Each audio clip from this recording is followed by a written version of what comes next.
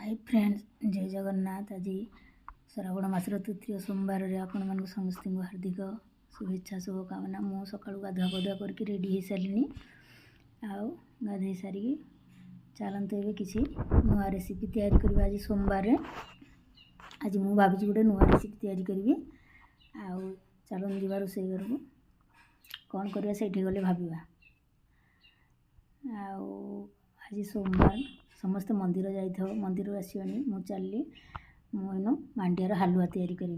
Pan बसई देती gas रे से सुजी किछि भाजी सुजी किछि भाजी देवा। सुजी टे भाजी है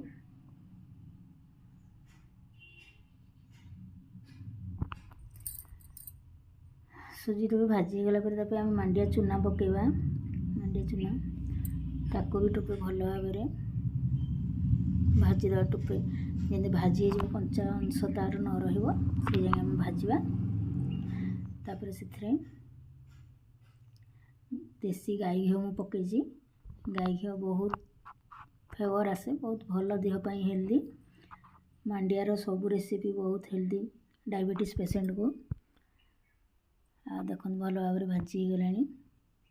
गाई घी सबुथ मिसिक मिक्स हो सारे। तापर आम कि गुड़ ऐड करवा। चीनी पकेबानी कारण यहाँ डायबिटीज पेसेंट भी खाई पारे। मांडिया को गुड़ भल लगे से मुझे गुड़ ऐड करुँची। कि पानी देदेवा। पानी देकी हल्का हल्का मिक्स करनवा। देखो केमती देखा जाउजी सब पूरा मिक्स हो सारे। तापर आम से किसी ड्राई फ्रूट्स पकेवा। तेजपत्र पकेवा, ड्राई फ्रूट्स पकईदेली। तापर भल भाव गोलईदेली। स्वाद अनुसार टे लुण दवा। लुण न पड़े कारण कौन सी जिनस भल लगे। सबुथ किसी ना कि टे लुण देले स्वाद अनुसार भल लगे। हालुआ आमर रेडी हो गला। एमती अनेक रेसिपी देखा मांडियार मो चैनल को सब्सक्राइब करूँ, लाइक करूँ। एबे पूरा हालुआ रेडी देखु केमती होइची। तापर ताको किछि ड्राई फ्रूट देके आमे सजई दवा। बहुत भल देखा जिवो, खाइबा पई बहुत भल लागिवो। आखि की सुंदर देखा जाउथवा जिंस खाइबा को भल लागे।